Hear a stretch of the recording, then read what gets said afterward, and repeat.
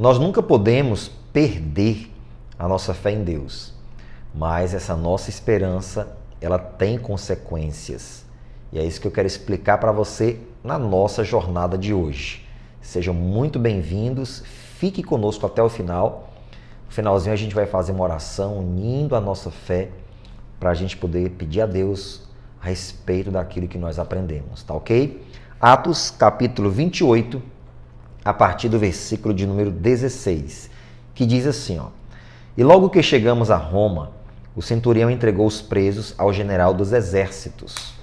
Mas a Paulo se lhe permitiu morar por sua conta, com um soldado que o guardava. Havia um soldado praticamente preso ali junto com Paulo. Claro que Paulo não ia criar essa situação, mas um bandido comum tentaria fugir, né? Então, era um tipo de regra daquela época. 17.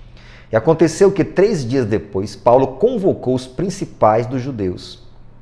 E juntos eles lhes disse: Varões e irmãos, não havendo eu feito nada contra o povo, ou contra os ritos paternos, vim contudo preso desde Jerusalém, entregue nas mãos dos romanos, os quais, havendo-me examinado, queriam soltar-me, por não haver em mim crime algum de morte.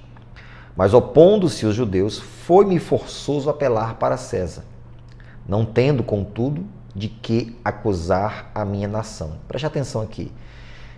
Se tornava até cansativo, do ponto de vista natural, né?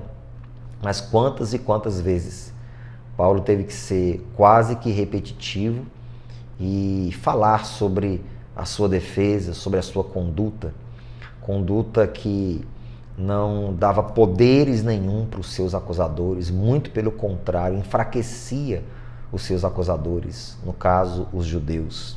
Então, por repetidas vezes, Paulo fez isso e, mais uma vez, ele convoca as autoridades e ele fala sobre essa situação que ele está vivendo, né? E o motivo por que ele teve que apelar para César. E no versículo 20, diz assim, ó: Por esta causa vos chamei, para vos ver e falar, porque pela esperança de Israel estou com esta cadeia. Ou seja, por causa da esperança de Israel é que eu estou em prisão. Então preste atenção nisso aqui que eu vou lhe passar. Qual era o motivo das cadeias de Paulo? Ele pregava que o Messias, o Cristo, já tinha vindo e que Israel teria que abrir o seu coração para entender que Deus enviou o seu Filho, Jesus Cristo, o Messias prometido nas profecias. Mas eles não acreditaram. Os judeus acreditavam que o Messias ainda estava por vir. Jamais eles aceitariam que o Messias seria aquele Cristo que estava pendurado numa cruz com uma expressão de derrota, de fracasso, que foi morto de forma deplorável. Aquele não poderia ser o Salvador de Israel, mas era. E era o que Paulo pregava. E era essa esperança que ele vivia. E ele disse: eu estou em cadeias por causa da esperança de Israel. Trazendo isso para nós hoje, nós também vivemos essa esperança. Pregamos essa esperança. Pregamos a Cristo. Pregamos os seus ensinamentos. Ministramos a cristãos e não cristãos a palavra de Deus, os ensinamentos do Senhor Jesus. E isso nos custa, exatamente. A nossa esperança nos custa, traz consequências. Muitas vezes sofremos injúrias, calúnias. Hoje nós podemos ver a um nível maior a Igreja de Deus sendo perseguida aqui no nosso país, na nossa nação. Cristãos sendo ridicularizados pela grande mídia.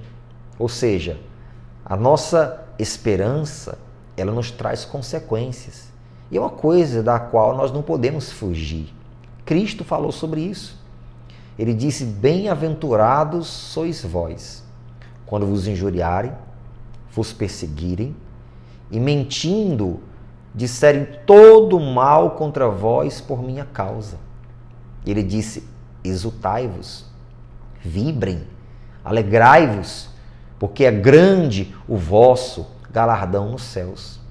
Então não espere ser aceito, ser compreendido, ser benquisto. Paulo disse para Timóteo: aqueles que desejam viver piamente em Cristo padecerão perseguições. Você precisa entender que nós somos diferentes do mundo.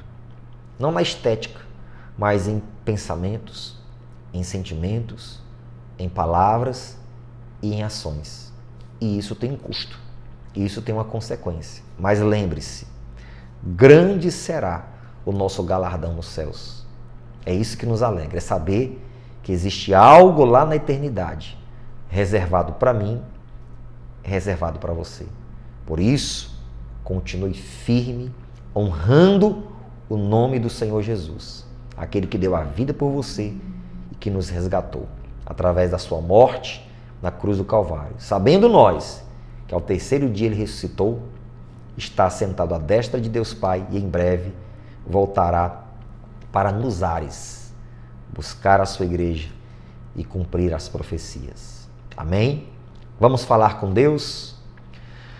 Pai Santo, Deus maravilhoso, eu quero te louvar, te agradecer por mais um momento precioso aqui nessa nossa jornada, que está na reta final, Senhor.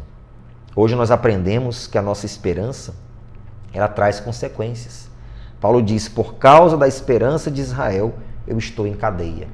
E as cadeias hoje são outras. São calúnias, perseguições, injúrias. Em alguns países, cristãos até condenados à morte.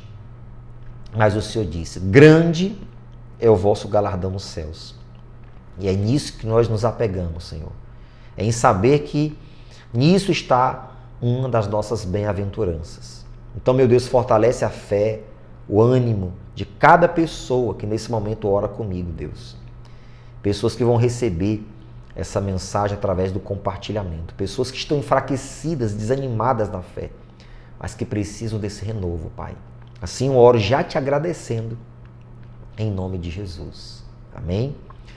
Se isso aqui está te fazendo bem, não fique só para você. Compartilhe também com outras pessoas. E não esqueça de deixar aqui o seu joinha e também, se você não é inscrito no canal, se inscreva. A jornada continua.